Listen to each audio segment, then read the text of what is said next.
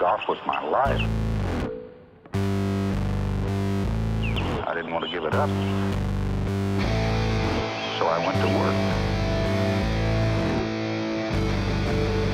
For just 9 years of age, Rory McIlroy from Hollywood is following in the steps of his golfing hero, Tiger Woods. Oh my goodness. Oh, wow! In your life have you seen anything like that?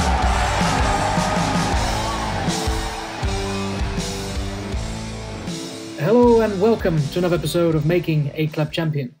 In this episode, it is all about a golfer who, if you have heard of him or was lucky enough to witness him play, you can probably recall several shots he did hit that would have stuck with you for the rest of your life.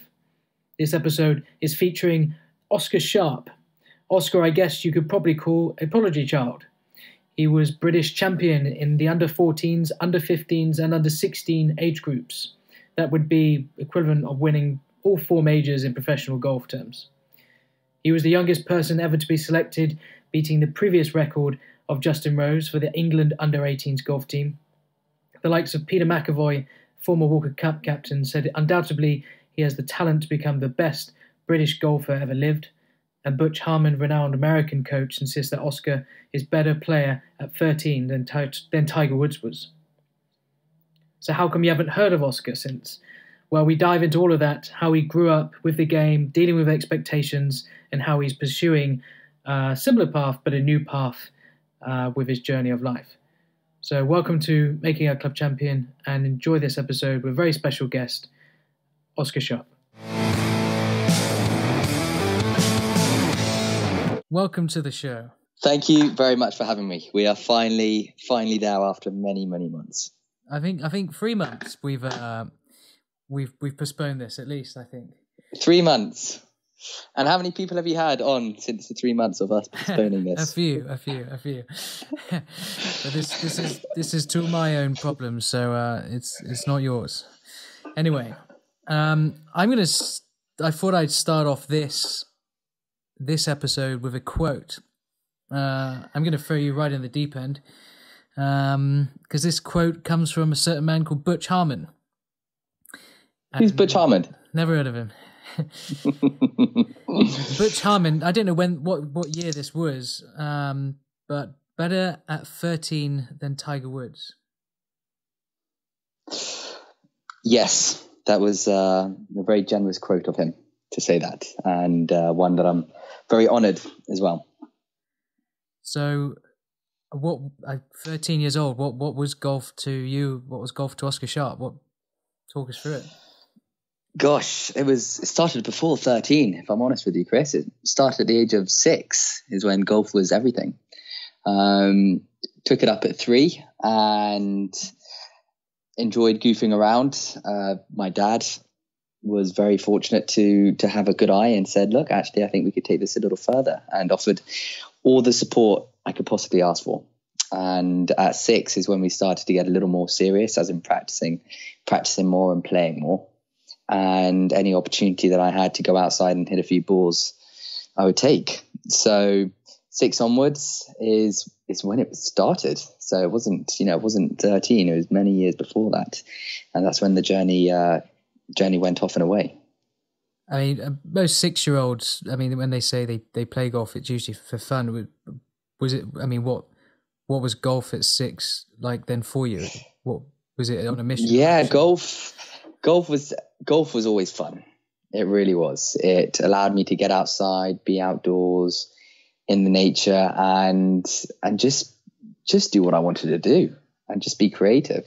And I always enjoyed it the most is when I was practicing by myself, is because I could just play around with the shots, really feel every shot that came to me, and just go and do it.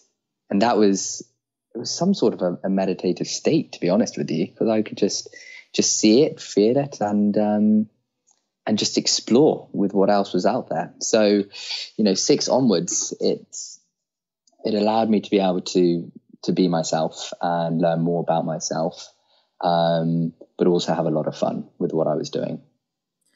But so you must have, I mean, what other things? Was it solely golf your life from that age on, or what? When did things really start to take off for you? Because growing up, my parents were interior designers, so I was fortunate enough to go travel around, go to different countries, have homeschooling, which enabled me to play a lot of golf in the afternoon. So we'd finish, let's say 1:32, then I'd have the rest of the day just to go out and play, which was absolutely heaven at the time. It really was. When did golf start to get more serious? From I'd say 12 onwards. I played my first event when I was 10, the Nick Faldo series. And admittedly, I didn't play very well at all, but it was a really good taster of what competition was like. And it gave me an indication of what I needed to do and how much better I needed to get. And that kick-started the momentum, really. And then from 11, 12, 13 onwards is when the competition started to grow and get more intense, and as well as progress. So was that first event, the Nick Faldo series, when you really got the bug for golf and is like, this is what I want to do? No, I always had the bug from golf from when I picked it up, picked the golf club up. But from 10 onwards, our first competition at 10, it did give me a clear indication of, one, how good these amateurs are, and two, it's a lot of dedication, but it was something that I wanted to do. So it gave me a kick out the backside to say, okay, right, this is what's out there, and if you want it, let's go and chase it. And that's exactly what I did. Did that drive, that hunger, did that all come from you, or did your parents sort of play like a part in that of steering you, or, your golf growth? Mum and Dad were very supportive in me playing golf and allowing me to have the opportunity to play as much golf as possible. Regarding the drive, I was driven. I knew what I wanted to do, and I went out to go and do it. And Dad was always there to give me that extra bit of support. If things were difficult, we'd have chats about what it is that we could do and how we can improve ourselves. But I did want to go out and play and practice. It's interesting. It was definitely all golf. Was there a social aspect of things, and was there a balance? Honestly, no, there wasn't. But that didn't affect me at the time at all, because all I wanted to do was golf, and that was it. And nothing was going to get in the way of that at that moment in time in my career. It's strange for I like not many 6-year-olds or 10-year-olds would have that sort of attitude to something. If that makes sense. Usually that would probably come a lot maybe in your teens when you start to build this sort of drive and hunger. Where do you think that sort of internal drive to, what was it, to win, or was it to just get better and prove it's something yourself? But it's a very young age to come into a sport and say, I want to be great at this. What do you reckon that was? It was a combination of a few things, really, but I'd say Tiger had a massive impact on it. Massive impact. The way he was playing, 6 years old. I don't know how old I would have been. Let's see. Would have been around 98, 97 when Tiger was coming onto the scene on the pro circuit. So when he won his Masters. Yeah. And then as the years progressed, 99, 2000, 2001, those years were really inspirational for me to see how good someone can get, but not just the results orientated, but the practice and the work ethic behind that. And in order to get there, it's going to require a lot of drive, a lot of work, and the hours, within golf. And I was aware of that. Yeah, Dad had mentioned it a few times that, in order to get to where you want to go to, it's going to require hard work. So that was also encouragement to drive and push me that little bit more. Myself doing that as well as Dad. So it was a combination of all things, really. And did you just go up to Dad one day and say, this is what I wanted to do? And he was like, let's make it happen? Or it led to that direction. It was never as blunt or as straightforward as that. But playing golf at 3 and getting more serious at 6 and onwards, that was the mission, effectively. It was to play golf to a good standard and ultimately be the best, be as good as I possibly can be, with the mindset of becoming number one in the world. That was my drive, and that was the drive that we both had growing up. When was that goal set? What sort of age? I'd say it was around 8, 9, years around old. that age group. Yeah, I knew what I wanted to do, and I wasn't going to let anything get in the way of that desire. It's an amazing goal to have at 8 years old.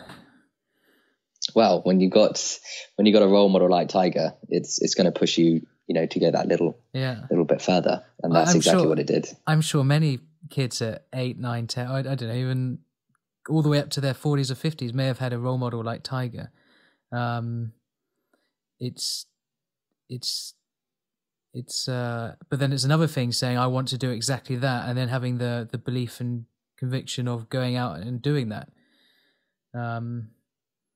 So there's obviously a huge drive within. It must have been at that age to sort of execute on that dream and come out and say, I want to be world number one.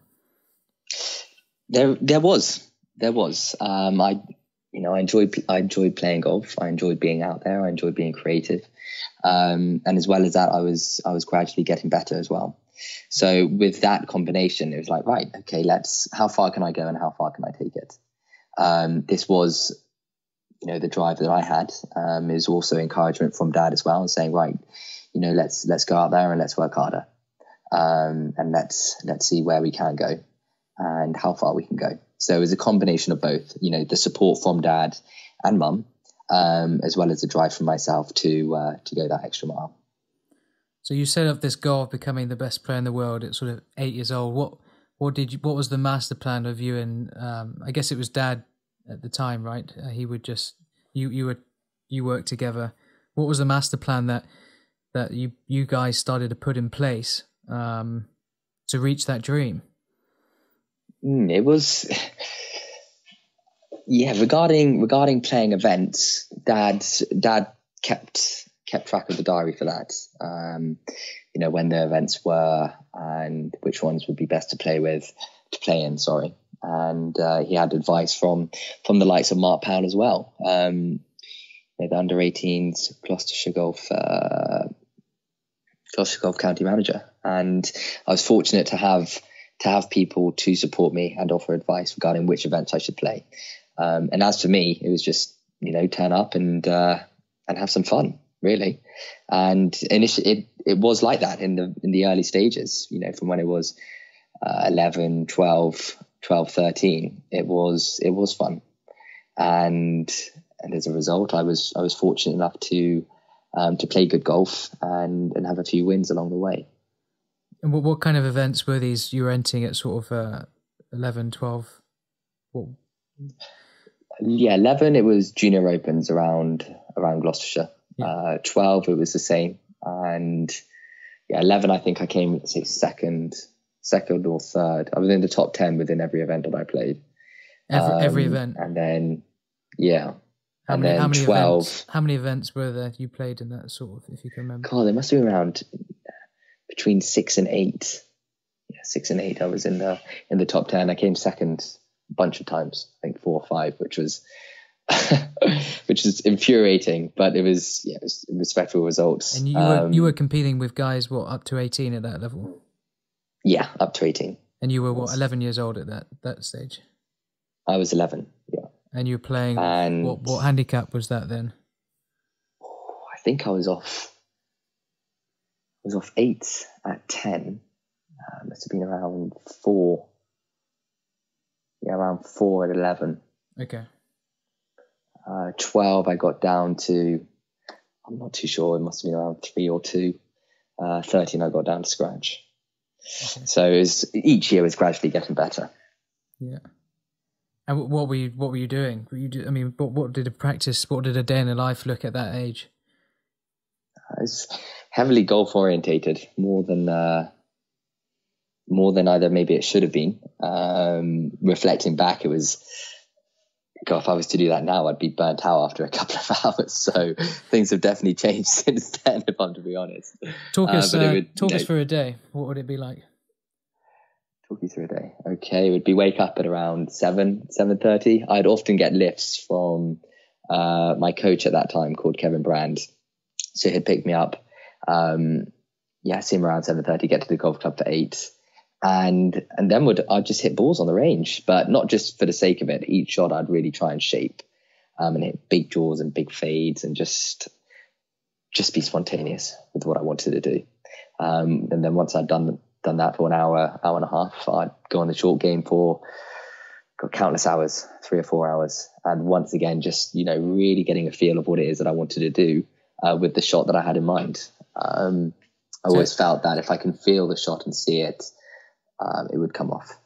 So you were very specific with like the use of imagination, and you were just trying to execute on that specific shot you had in your mind at that time. Yeah, it was all feel based. If I can feel it and see it and connect to it internally, then I had a sensation that it was going to come off and the shot would replicate what I had in mind. If I struggled to see it and I'd think about too much of what it is that I wanted to do, then I'm too much in the left side of my brain. I'm too analytical and too structured instead of being feel based, which is more right side. So that's what I wasn't conscious of the side of the brain at that moment in time compared to now, but that reflecting, that's exactly what I was doing. And it was all intuition based. It was, see it, feel it, and just go and do it. And there was no set way. And would your coach come and see you during the day when you were practicing by yourself? Oh yeah, he would come. So anytime he didn't have a lesson, he would come over and would just have chipping competitions. And Kevin was absolutely brilliant as a coach. He really was. Would have fun, would be creative, and he'd really challenge me with the shots that we wanted to play, as well as how creative we can play. If we were going to do a bunker shot, it was never right, just get it close. It was, land it behind the flag and spin it backwards, and who can get it closest doing it that way. Or how low can we keep the bunker shot, skidding it up there to the flag, and can it get within that six foot radius of the hole? So each shot we played had a meaning to it, and it was never just done for the sake of it. Was there a lot of work on the technique?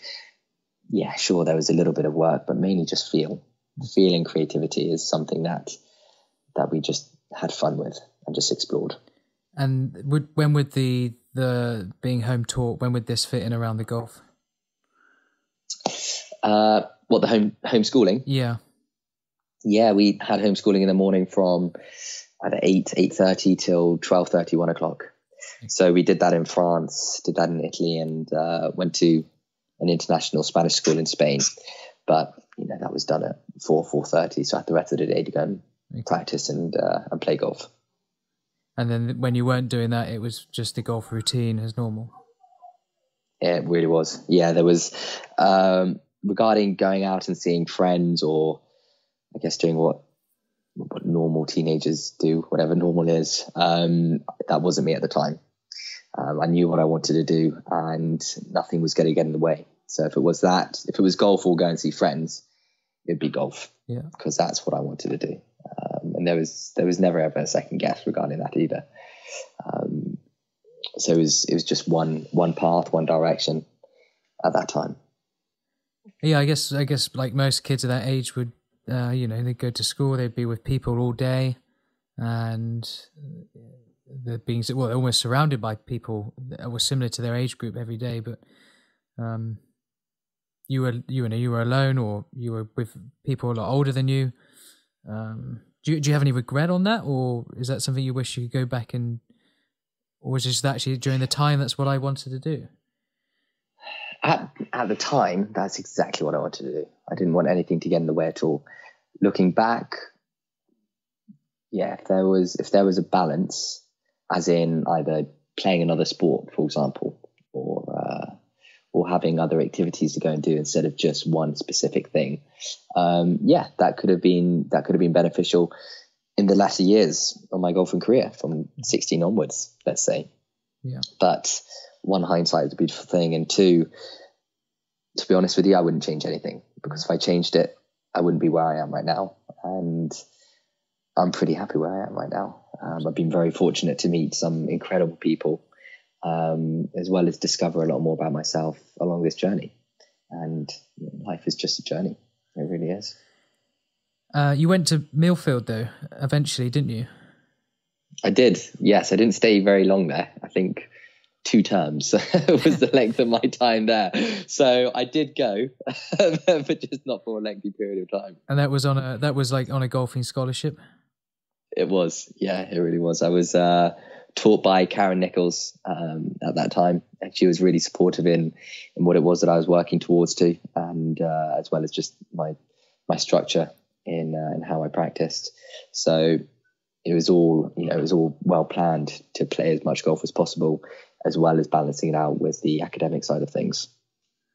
What age was that when you went to Millfield? I went to Millfield at 14.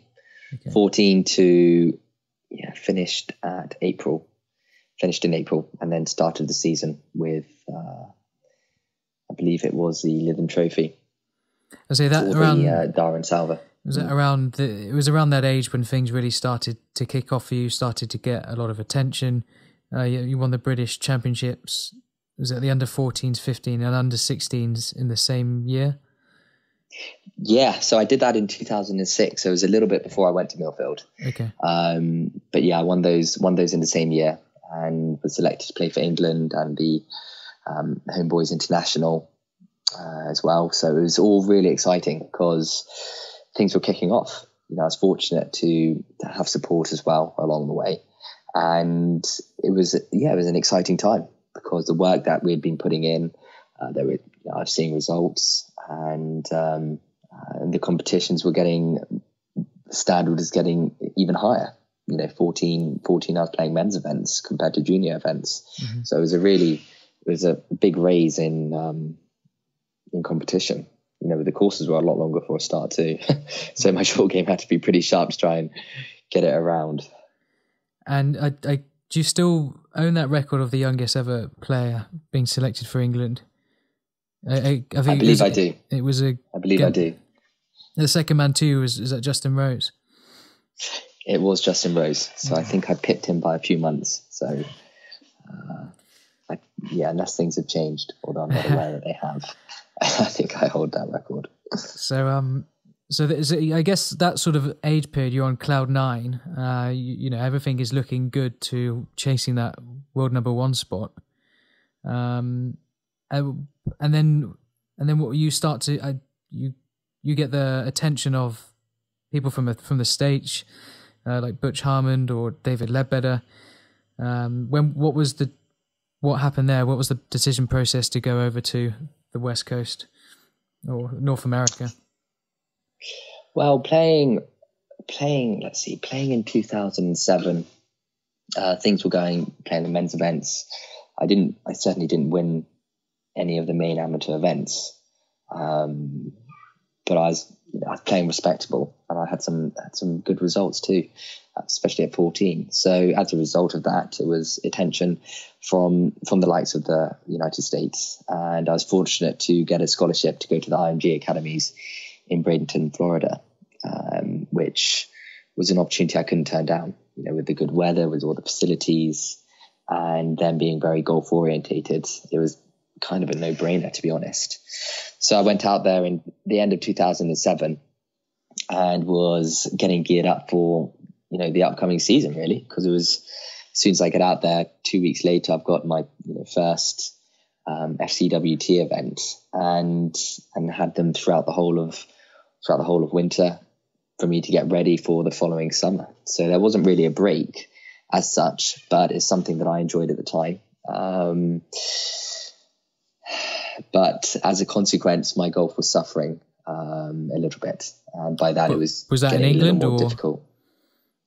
Not necessarily in England. It was when I went to the States. It was when you arrived. Yeah, so I went to the States in 2007 when I just turned 15, and my golf was getting a little more erratic off the tee. Nothing where I couldn't control it, but I was seeing more wayward shots than I'd hit previously, which was a slight shock to the system. What do you call wayward? Because you're 15, you're what, off +3, that sort of 15 off plus 2. I believe I was plus 2 at 15. 16 plus 3, yeah, 16 plus 3. But wayward off the tee as in, I'd hit some big blocks to the right, or my hands would get too quick and I'd snap hook it. And these shots would come out of nowhere. So it's if you're playing, if you're a few under par and you hit one of those, it's just, where does that come from? And a good round has turned into an average / poor round because of a couple of bad shots that have come out of the blue. So those were slowly creeping into the bag, but I was still playing respectable and getting the results that I wanted and winning. What did you think anything of these shots, or you just thought this is golf, and sometimes we hit bad shots, or is it something more than that? Well, they say an overdone strength can become a weakness, and that's what happened. Well, I'd work even harder on the range on what it was that I was doing. So if I'd work on the technique more and more, and as a result, I was getting more left-brained, which is even more analytical on my game. And I was losing the feel of what it is that I wanted to do, and losing the creativity. I didn't know it at the time, but looking back, that's exactly what I was doing. So in 2007, Christmas time, I played an event near David Ledbetter's home course, and I was introduced to David Ledbetter, which was an absolute honor. It really was such a nice guy, and gave me a lot of time. So with me struggling with my game, I asked if he could have a look and be kind enough to spare a few minutes, which he did. And after our lesson, I asked if he wouldn't mind helping me out and supporting me on my game, and he said he'd be happy to. So that's where our friendship sparked, and he was supporting and coaching me. What did that relationship turn into? What were the sort of things he was working on with you during that time? Well, at that time, we were trying to make the swing more consistent. We were trying to make it more compact and keeping the club on plane. I had a habit for the club to get behind me and for my swing to be really flat. So we were trying to make it a little more upright. As a result, it would allow the club to come on plane on the downswing instead of my hands being really behind, because I used to fire my hips quite quickly. So we'd work on those movements, but these were movements, and this was a mindset that I'd never had before. And that was being very analytical or precise or technical? Very technical. Okay. Very technical. I was playing events in 2006, 2007, and I wouldn't really think of technique. I would just look at the shot, and if I want to hit a big 20-yard draw, I'd just do it. Right. It was the calling within. Yeah. The Brabazon is a classic example. It was at the Forest of Arden golf course on the blue course, I think. What is the Brabazon for those people who perhaps don't know? The Brabazon is it's a high quality amateur event, and you get the best in the amateur world that come and compete from all different nations. So it's a great event, really well run, and one definitely worth playing if you can get in. It really is. So I was playing the qualifying round before the event itself, so I could qualify.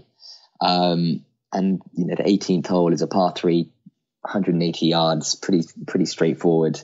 A slight dip in front of the green, but I had two options. I could try and hit a hard 5-wood or a 30-yard fade or slice 3-wood. And I'd go for a big fade, because that was the shot that would feel right for me. Is there a conventional way of playing the game? Possibly, perhaps there is. But was that me, and was that what I felt at that time whilst growing up?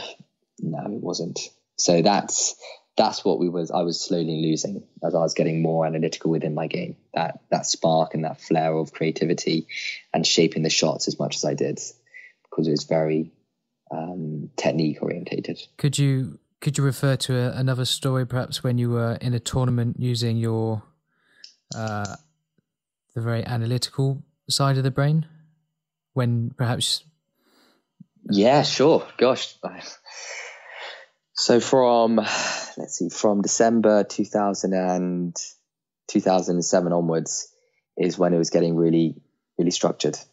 So each event I would go to, I would lose a feel of the shot that I want to play, and I'd just focus on the movement of the swing that I'm looking to do with each shot that I played. So my mindset and attitude had completely flipped.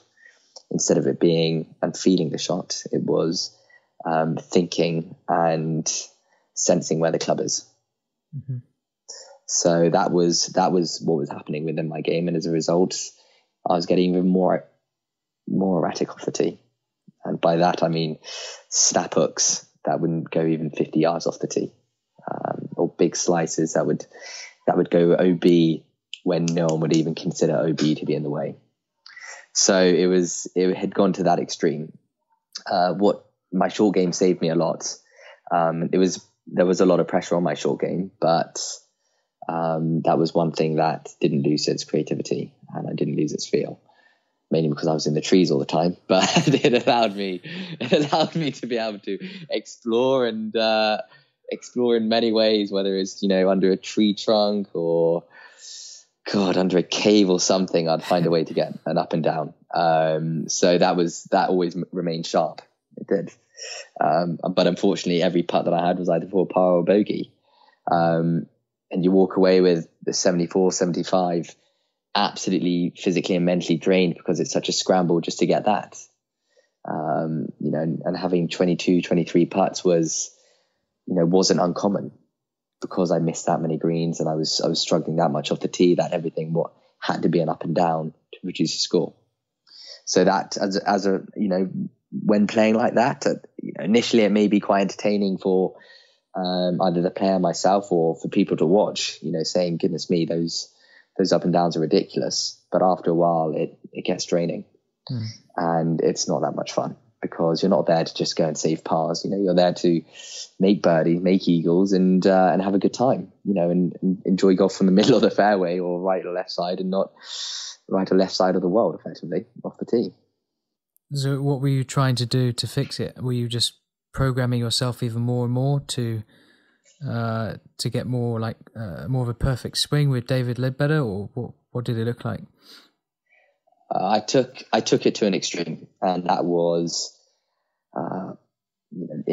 with my time in the States. My second year in the States, I was with Ledbetter himself for the year, working on my game, and the day consisted of waking up at 7, getting to the golf course for 7:38, practicing for 4 hours on the range until 12, have lunch for an hour, go and practice again for 3 hours on my short game, then go to the gym for 2 hours, come back, have some food, and then go and play 9 holes in the evening. And that was my lifestyle. When I was out there in my second year for the year, I was completely golf orientated, because I wanted to work as hard as I could to play as well as I could. Mm-hmm. But as a result, I was playing even worse, because I was losing the balance, but I was also losing all the fun that I initially had within the game. When did this? Can you perhaps? I was trying to think of if there was what was the lowest time you remember? Was it in a tournament? I was wondering if you could tell us perhaps a story, or take us back to when you were perhaps in the States, and it was you just, I don't know, perhaps you started to realize things started to change. Yeah, things were changing when I was 15. Okay. I knew that things were getting more difficult within my game, but the mindset never changed, which was to be the best and to work as hard as I could. Going on the golf course at times felt really embarrassing, if I'm honest with you, because I had no idea where my ball was going to go. I knew that I was really uncomfortable with what it was that I was doing. I didn't feel confident with the motions that I was making. But yet I had the mindset that, look, all the hard work that you're putting in, something's going to pay off. So just keep grinding away. Mm-hmm. So my grinding away was working even harder at the game. So if you're asking for a specific low point, I think we've all experienced it in life when there are times when you're just really struggling. And it felt like that for a number of years, if I'm honest, because I didn't know what I was doing in my game. And whatever it was that I was doing, it wasn't working, especially with the hours that I was putting in. So it wasn't easy. It wasn't easy mentally. It wasn't easy physically. What was I was working. Sorry, carry on. Go on. No, please. What was the question? I was saying, what was Ledbetter saying during this time when things weren't going the way perhaps they should have been? Ledbetter was always supportive. He gave me his time and patience. and offered his support. But the realization is that just because you have a name such as David Ledbetter, and he's one of the greatest coaches in the world, it doesn't mean he's the right coach for you. Mm-hmm. And that was my scenario, is that he had a language in how he shared and how he explained and how he taught the game, but that language didn't resonate with me because it's too much on the technical side, too much on the left side of the brain, which is something that I can access. If I need to go technical, I can do, but I don't necessarily enjoy it, and it's not something that I can connect to like the short game, which is more creativity and fun and what is it that you see, and let's go and do it. And was your dad without you in the States? Was he with you during the States? No, Dad was with me in the second half of the first year in the States and was with me for the whole of the second year. So Dad was there offering support and helping in ways that he could, as well as working at the same time. So it was a combination of both. And things were getting a little difficult because I was practicing hard and he was offering his support, but yet I wasn't getting the results that I was expecting and wanting, as well as Dad. So as a consequence, things were getting a little more tricky. And so when you have that quite a big expectation of being world number one and things aren't happening to sort of work towards that, did you start to have doubts, or were you starting to what was going on then? Doubts. I don't feel I had doubts, but I was questioning why I wasn't getting better. Definitely, especially with the seeing a swing that looked pretty good, but yet it wasn't functional at all. Especially going out into competition, it wasn't working, and I couldn't connect to it. And it's as simple as that. I couldn't connect to what it was that I was doing. So it was one of those things where you either stop playing and look at other alternatives in life, or actually you can work even harder. And I just wanted to work even harder to try and get on through this purple patch. I just didn't know the purple patch would last so long. And so did the purple patch, did you get out of it, or what happened? No, to be honest with you, I didn't get out of it. I struggled from 15 and struggled all the way till 2022. Okay. It was difficult, as in, suffering from the same thing, which was off the tee and my irons. Consistency in ball striking was not there at all, and it wasn't small mishits. I was missing the green by 40, 50 yards, which you wouldn't think would be possible. But the mindset was just keep plodding away and keep working, and you'll eventually find something that will suit you. But don't give up. And it was always the glimmer of hope of, right, let's just keep practicing. And that's what the drive was. You're seeing that your peers, as well as your colleagues that you played golf with, and they're progressing and they're doing really well. It's like, right, okay, well, if they can do it, I can do the same thing. So let's just keep working hard. So that was the mindset, and it didn't change.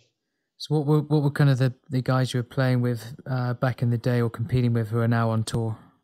The likes of Tyrrell Hatton. We played the Fado series together, and he was just a ball of light. He really was. Enjoyed the game, took it very lightly. It was a real pleasure to play with. Eddie Pepperell, Tommy Fleetwood, Tom Lewis. It was Chris Wood. So I was playing with those athletes, and it was great. I enjoyed the competition. They always they pushed you hard to play well. But outside there were great guys to be around with. But at that age, I didn't really socialize with them a lot, to be honest, because I was just all golf orientated, on and off the golf course. And you were competing, you were beating these guys? Yeah, 13, 14, and 15. I was beating them, but they were slowly, gradually getting better. I jumped up the ladder quite quickly from 11 to 15. But that's from then onwards is when it was a plateau, and when things were starting to get more difficult. But the likes of Eddie and Tommy Fleetwood, they were gradually getting better. and improving. So it was to see that it was a couple of things. It was one, inspirational to say, right, these guys are getting good quickly, but also it's frustrating because I'm working hard too, but I'm not. So it's a mixture of emotions, really. And you decided to come back from the States in, was it 2014? And was that when you started perhaps were looking elsewhere with golf, or what was happening then? Yeah, I came back from Iowa. Indian Hills Community College is where I went to when I was 20 to 21. And I wasn't playing well there at all. I did share that with the coach. So when he did see me, he did take a step back for how poor I was playing, despite me giving him a heads up. So that was quite funny to see, to be honest. But when I came back, it was right. Let's get ready for the next season, the following season, which was 2015. So what I did was I used to waiter in the evening, and during the day I'd play golf. So get to the golf club for 8, come back at 4, get some dinner, and waiter from 6 till 12 at night. Where did you wait? I did that for when I was living in Cheltenham. A local restaurant? Yeah, just in Cheltenham, local restaurant, yeah. So that was a great eye-opener to realise, actually, this, in order to support yourself, you need to work, which I had not done before. So it was a life experience in itself. But one day I went up to the golf course and played quite possibly the worst 9 holes I've ever played in my life, and just asked the question, is this what I want to do for the rest of my life? And it's a question that I had asked a few times, but I didn't listen to my gut. I just said, yes, this is what I want to do, and let's plod away. But this time, actually, I didn't want to. So I stopped. So I walked in and left the golf course, and that was the last time I looked back at Minch, because I knew it. That was what year was that? That was in 2014. How bad were those 9 holes for you to They weren't very good. I can assure you, they weren't very good. I mean, if you have a bad day, well, just times that by 100. It was not pleasant. Just primarily because the work that I'd been doing for X amount of years, as well as practicing on the range whilst I was waitering, wasn't paying off. And the number of poor shots that I hit on the golf course, I just thought, this is not good enough to go on tour, let alone play a medal. And did I have the same enthusiasm for the game from when I was 6, 13, 14 even? I didn't. If I said yes, I would be lying to you. So I really didn't. And the enthusiasm was fading away from 16 onwards, because it was such a battle whilst I was out playing events. And like I said, it was embarrassing at times because I didn't know where that golf ball was going. Yeah. And I guess all the people who watch you growing up as well, or the sort of the incredible things that you did do so young, all those expectations from others around you must have been a huge pressure to deal with in itself. Yeah, there was a combination of pressure. There was a pressure that I put on myself. There was the expectation from Dad, who wanted me to play well and wanted me to get good results, especially with all the time that he had given me and invested in me. Expectation of the support that I had around me, the team that I had around me. So it was a combination of things, where from 14 onwards, even though I had these expectations, I was playing and playing well, as well as enjoying it. But from 16, still having the same expectations from myself and others, the golf was getting a lot more difficult, and the burden was getting more heavy. Although I didn't want to accept it, that was the reality of things. So after those 9 holes, when you said enough is enough, and you've almost you put a closed door to the dream you've been working on for 15 odd years. What did you do that day, or what I mean? That day, I went home and And to be honest, I think I just drafted out an email just saying thank you to everyone who'd supported me. My mind was very clear in the fact that this wasn't what I was going to do for the rest of my life. And I didn't want to leave anyone out in actually saying thank you for everything that they had done for me, for all these years of me playing golf.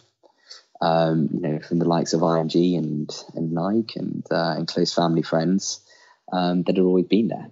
So that's what I did. And I didn't touch a golf club for a year and a half. I had no interest at all. And I was dragged out eventually by a good friend called Stuart Masson to go and walk around a golf course with a colleague and a dear friend, which Malcolm Lewis, to have a chat and see where that chat led to. It wasn't anything to do with golf. It was actually, to do with life and possible opportunities within the business industry. Although I was so reluctant to go to the golf course and walk around because I had no enthusiasm for it. And I was still heavily wounded. So as a result, I said, no, I'm not going. But Stuart, being very patient, eventually got me out there. And it was the best thing that I could have ever done. And the best thing Stuart could have ever done. Because since meeting Malcolm, it's been a complete life change, and it's been an incredible journey from there onwards.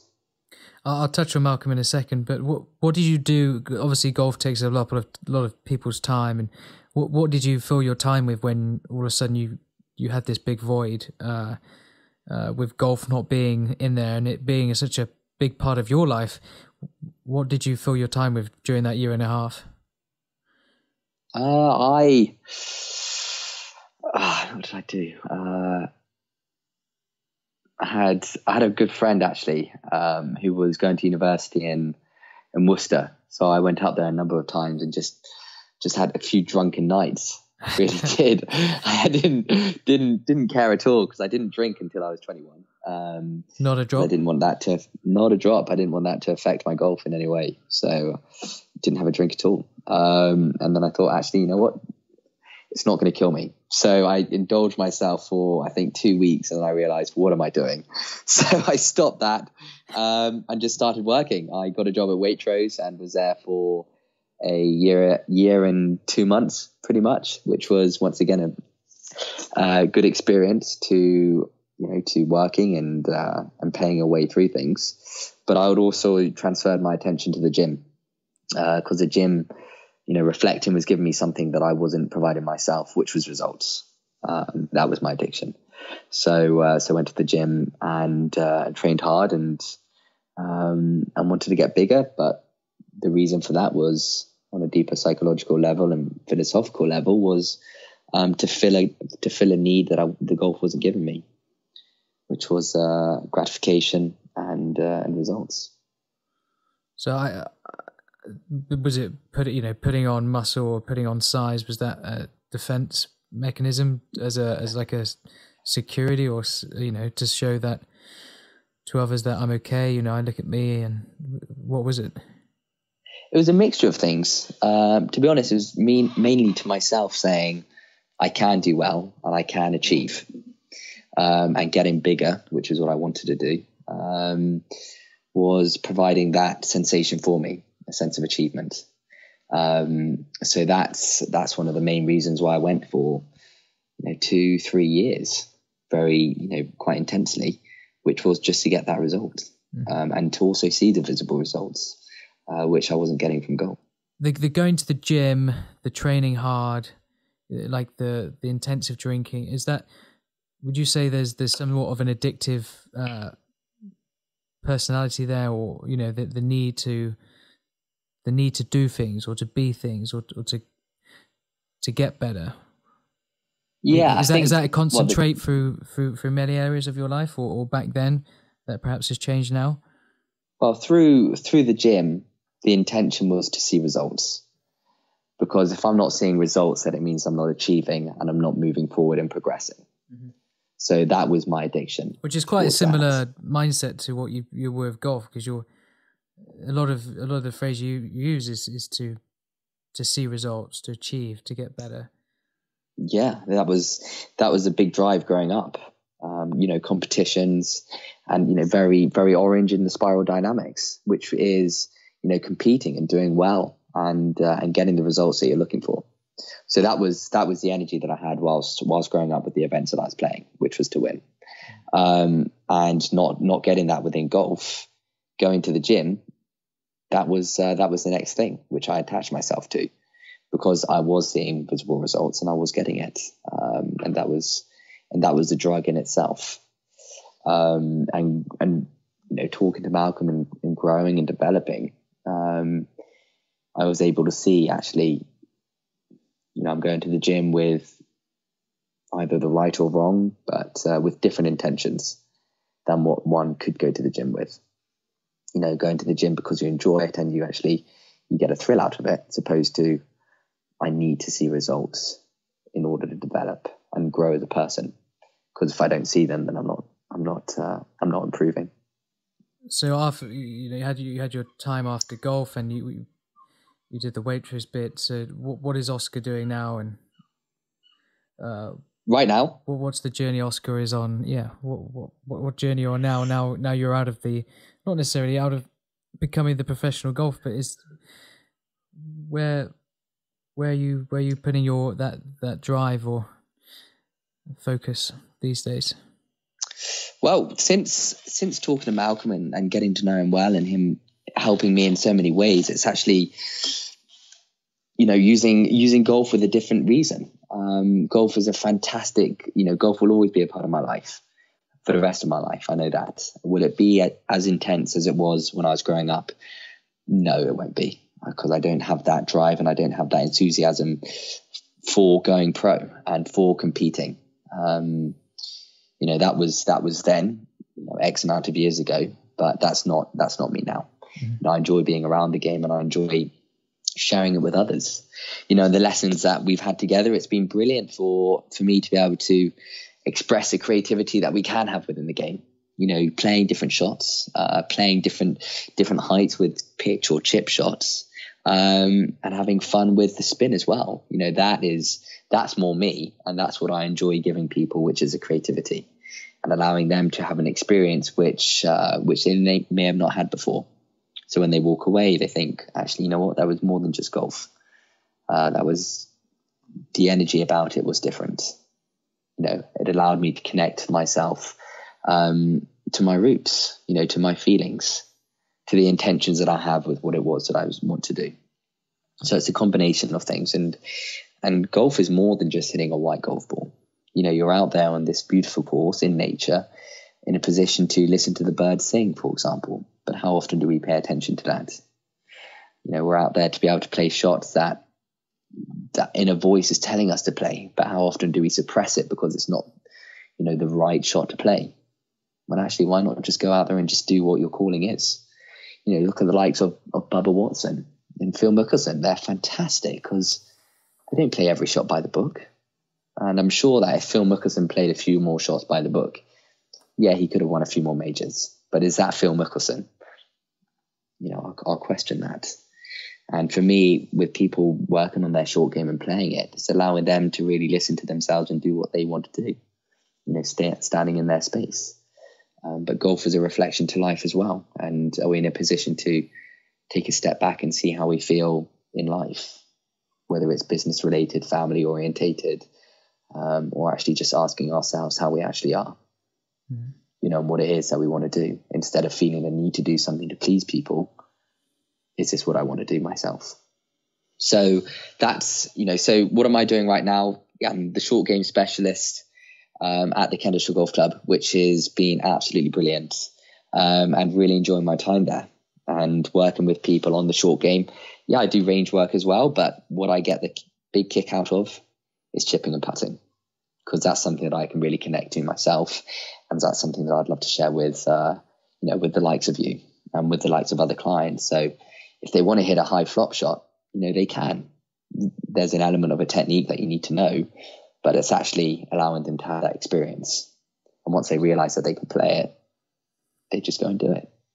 It doesn't mean every shot is a flop shot, but if they want to play it, go ahead, give it a go. You touched on Malcolm when you met him on that round,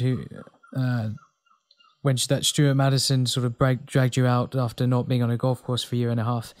And Malcolm, for those who don't know, Malcolm's a Walker Cup player, but he's been a sort of mentor to you. How did that relationship evolve, and how did you make that journey from having nothing to do with golf and not wanting to do anything with golf to actually trusting yourself and going back onto the golf course and in a different terms of being a professional and giving lessons on perhaps the other side of being a professional golfer? Yeah, it's a really good question. And I think the honest way of trying to share that with you is, what I've shared about what I want to give to clients and allow them to experience is something that, I've experienced myself with the help of Malcolm and other people as well. Not just one set person, other people that have supported me. Malcolm's been a huge role model within that. And it's allowing me to actually experience this too. So with golf being, when golf was such a wounding and I didn't want to touch the golf club, let alone go within 20 miles on a golf course, there was a lot of pain there. Pain, suffering from not doing what I wanted to do, and not achieving what I want to achieve. But actually, what's the deeper level behind that? And that's been a journey that I've experienced throughout the years of my time with Malcolm, where he supported me and held space. And by that it means either him asking a question and letting me go away and think about it and see what comes up. And was I in a position to play the game because I wanted to, or to please other people? It was the latter, reflecting. So now it's being in a position to go and play the game, one, because I want to, but also to allow people just to have fun, which is something that I was missing out of. So now when I go and play, and especially on the short game, gosh, it's great. I feel like I'm in park, just going on loads of different swings and different rides. For me, it's playing different shots, which is something that I missed out on by getting so technical in what it was that I was doing. So you're embracing that sort of the creativity and very right-brained when you were sort of that 13, 14-year-old just having fun. Yeah, that's it. And Malcolm's been great to allow me to understand which side of the brain that I use. Growing up, let's say from 6 till 14, it was the right side of the brain. So on the Myers-Briggs spiral diagram, on the Myers-Briggs MBI whole brain, I was more right brain, which is, creativity, big picture, sensing, feeling. That's all me. And that's what I could connect to within the short game, as well as hitting big draws if I want to. And then from 15 till 20, 15 till 21, it was very much left side of the brain, which is technical, analytical, structured, and really logical in what it is that I was doing, which was not me and something that I can connect to. And as a consequence, it suffered on my golf, but also, in life generally. So, having an understanding of which side of the brains that you use and combining the two together has been hugely beneficial for me to learn more about myself, go deeper, and also coach and share with others. How much work did that take for you to sort of readjust your mindset to the way you sort of look on not only your golf game, but your approach to life as well? God, lots. It's still going. It's an everlasting journey. Yeah. When you get there, let me know, because I'm definitely not there. And so you're teaching the magic of the short game at Candleshire, and I think there was a story you were telling me of a guy who was suffering through the yips, and he was, and you, it was that sort of reflecting, I think you call it, on perhaps other areas of your life that perhaps cause these blocks, which perhaps actually just get in a way, or something as simple as a golf shot. I was wondering perhaps if you could share that story. Yeah, he's a client that I see very often. And when I was seeing him initially, he was suffering from the horrible shanks. And you could look at it as a technical side of things, but you could also look at it as a philosophical side of things. And I'm not going to say there's no technique element to it. There is, but it's not as big as one might think. And for me, what came up within this experience was, it's very easy to get so technical and analytical in what it is that we do. And as a consequence, we get very judgmental and controlling with the motions that we're doing. Because if we're in more control of the actions that we're taking, then there's a sense of, right, I know what I'm doing, so I'm not going to do it anymore. But because you're so tense and have so much judgment on what it is that you're doing, every shot that you play, you're being critical. So there's a negative energy behind the actions that you're taking, instead of just taking a step back and saying, right, okay, what is it that I'm feeling? And how am I being judgmental on myself? Am I being harsh to myself? How often do we speak to ourselves in a firm, aggressive voice where we wouldn't even dream to speak like that to a friend? So if we don't speak like that to a friend, why do we do it to ourselves? We're not trying to hit a shank. we're not trying to duff it 3 feet in front of us. So why be so firm? So allowing people to realize that it's okay, and the only person that's judging is yourself. So once you can have that concept and realize that it really doesn't matter and it's just a game, then you have a different feel behind the actions that you're making. So instead of it coming from a place of frustration and fear and judgment, you're going to be coming from a more harmonious, connective, loving way. So the shots that you want to play are going to be a lot softer, a lot more internal, physically and emotionally. And you're just going to have a different feel to what it is that you are doing. What do you say to that sort of type A personality there who just says, I just want the results. I just want the results. Give me, why am I not hitting a draw? Why am I hitting a fair? Why not hitting it straight? What do you say to that guy who's like, you can't tell me, that doesn't make any sense? Well, I think if you're in a position where if you can make people aware of the way that they think, I think that's half the battle, because it's really easy for people to say things and act in a certain way, but they're not actually aware of it. So making them aware of what it is that they're like, I think is quite important. And then it's just adapting to their style and sharing things in a way that they can connect to. So if it is very much results orientated, yeah, we can work around that. It's not to say that you don't get the results and you don't work hard, but it's to feel that, if the results that you don't get aren't what you're looking for, that's okay. And it's not the end of the world. What did you learn along the way and how did it feel? So it's combining two together instead of it just being black and white. Actually, there is a gray area. It's you're holding the light and dark, not just one. There is a middle way. And the middle way would be the way, or? The middle way is a way. I mean, if someone just wants to go in one set direction, that's fine. You can't force them to go into another way. Mm-hmm. But if they're open to look at different possibilities and opportunities, okay, we can look into that if they're open to. Interesting. And could you talk us through sort of like a lesson now? What would it look like? Because I'm guessing these sort of these sort of like emotions and feelings are just they come from probably all the years that you had, perhaps, where times were tough when you were on the golf course. And is that right? Yeah, absolutely. They were really difficult, because if I'm telling my clients, or if I'm sharing with my clients on the fact that you don't need to be judgmental and so controlling, it's because that's exactly what I was doing to myself. Mm-hmm. And I've had the front rows to experience that.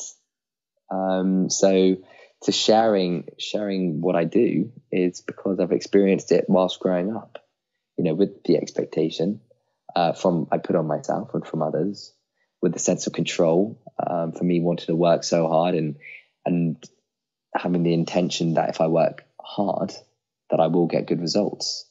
But that's coming from a space of fear, instead of just letting things be and actually taking a step back. So if you've got people that are struggling to hit shots or are scared to commit, okay, well, let's make a motion that you can commit to so you can have the experience that you're okay. You know, it's very easy for people to have a very short follow through in a bunker because they're scared that if they have a long follow through, the ball's going to go 100 yards. Well, actually, you know, that's not the case. If you have a long, slow follow through, backswing and follow through, you know, the ball can come out quite high and land softly with the energy that you're playing the shot with. But until you have that experience, you're not actually going to have that realization.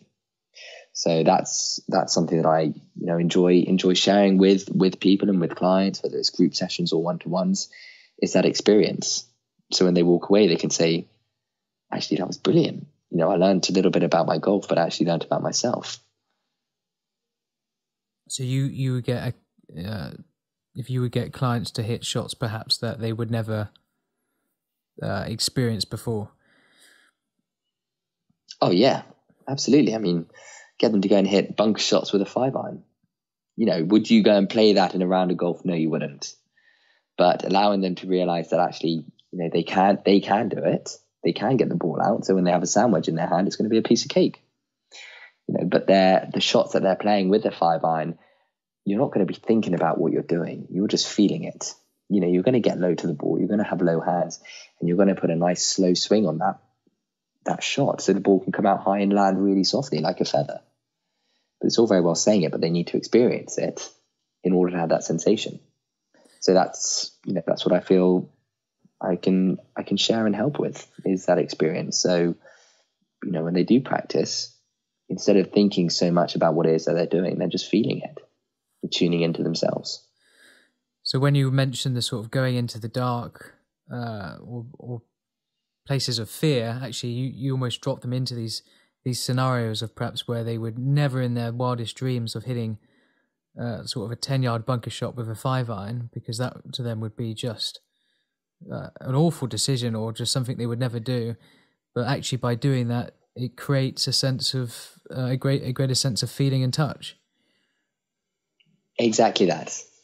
I mean, as soon as they realize and as soon as they hit the shots where the ball's coming out and landing softly, you know, your hand's not on the panic button. Yeah.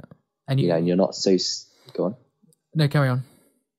I was going to say, you know, you're not so scared about how that ball's going to react because you've just experienced it firsthand. You've just experienced that ball landing softly. So straight away, your energy is going to shift from fear of this is impossible to actually that's really interesting, and I want to do it again. Okay. So you're coming from a space of enjoyment and excitement compared to fear of the unknown. And I guess you can't hit these shots with the technique as well. It gets rid of the whole left side of the brain. This is all feel based, okay. Which is going to be, you know, more. You're going to be favoring the right side of the brain compared to the left. I mean, there will be elements of things that you may feel to get the club in a certain angle, sure, but you're not playing the shot thinking how you're going to take the club back. You're playing the shot with, you know, what is it that I want this ball to do? And if I want the ball to come out high and land softly, I'm going to be that golf ball. And by being the golf ball, I'm going to be a lot slower in the actions that I take. And that will lead back down to the way you speak, the way you breathe, you know, your motions towards the golf ball initially are going to be a lot slower because it's a shot that you want to play and you're getting into that energetic form. Fantastic. And you don't just teach the sort of individuals, you teach groups of, you do this a lot with like women groups as well, and how that... Yeah, absolutely. Mixed groups, male, female, and, you know, that's a ball of fun because you got, let's say, 15, 20 people and you're getting them to hit all these different shots that they could never have dreamt of hitting.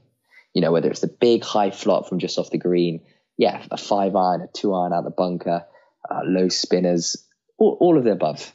And for me, that's fun. Mm. That is absolutely fun. And encouraging people to have these experiences is a delight. And I'm honored when they do have it and they walk away with a smile on their face. It's a lovely sight to see. Fantastic.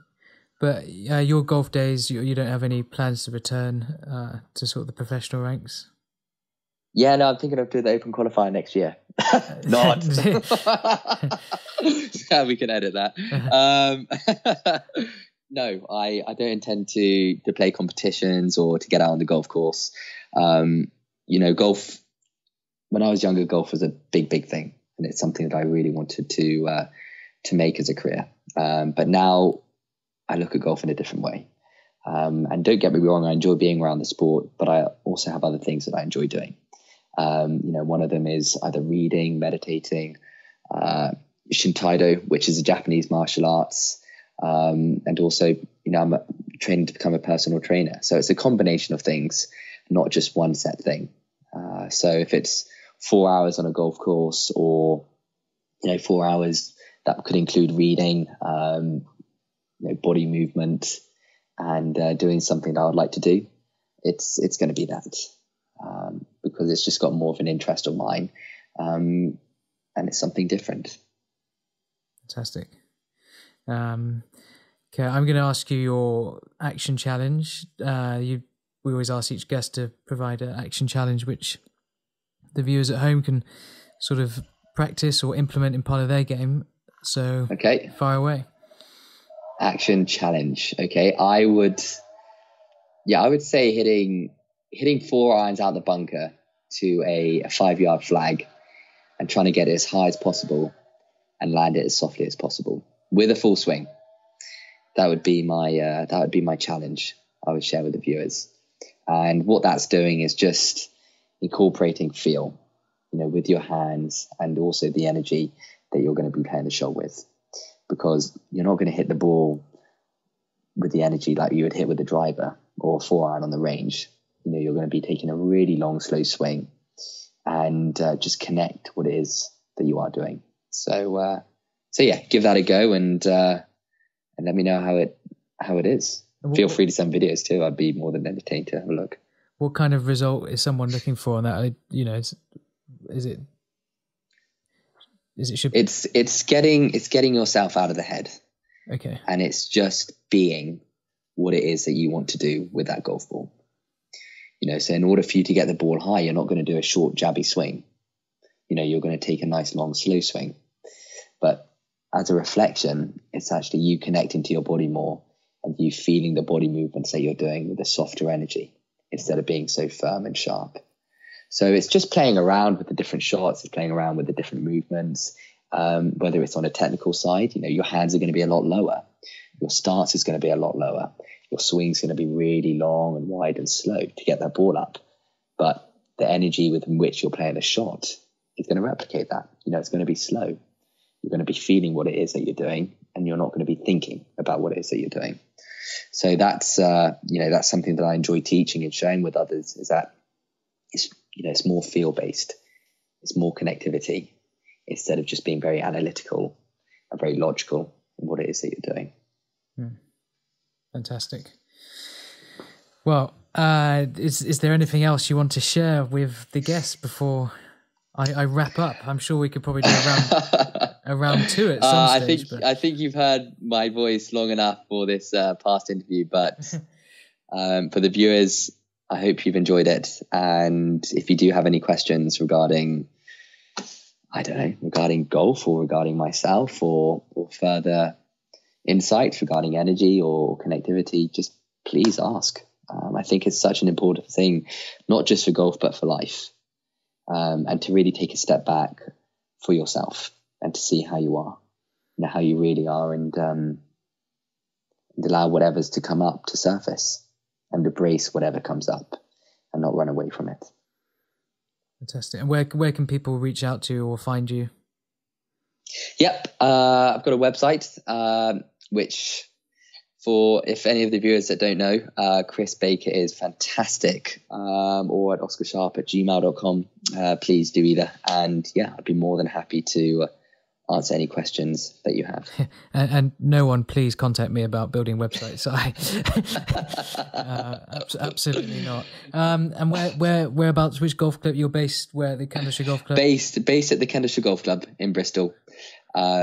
So they've got a fantastic short game area called The Zone, which was designed by another famous amateur called Peter McAvoy, who Malcolm Lewis knows very well, actually. And for all of you that don't know Peter, he was extremely successful as an amateur growing up, being the Walker Cup captain for a number of years, winning the British Amateur, a handful of times, as well as being an England captain for X amount of years. So he's designed it in such a brilliant way to play around with different shots and to really be creative. So if you want to meet up there at some point, please feel free to get in touch, and I'm sure we can arrange something. Fantastic. And it certainly is. I used to grow up playing against Oscar growing up, and used to hit some short game shots, which I still think about or dream about hitting. And I've been fortunate enough to have a couple of short game lessons off you, and it's certainly a lesson like no other. So certainly worth the travel if you're outside of the UK. Well, that's very kind of you to say. That's fantastic. Oscar, thank you so much. And for anyone else who wants to read more about the show, you can find out more of the show notes at makingaclubchampion.com, where all of the show notes from this episode and many more will be posted online. So, Oscar, thank you so much. Huge pleasure. Chris, thank you for having me. No worries. And all the best in the future. Thank you very much. All right, take care. Take care, Oscar. Bye. Bye-bye. Thanks again for listening to Making a Club Champion podcast. If you love the show, don't forget to leave a review. If you want to take immediate action on what you just learned, head over to www.makingaclubchampion.com, where you'll receive your own personal action challenges from the latest guests, all of the show notes, strategic philosophies, and much, much more. If you want even more from the show, head over to Instagram at Making a Club Champion, where you'll receive lots of golden nuggets and gems and goodies. Until next time, thanks for listening.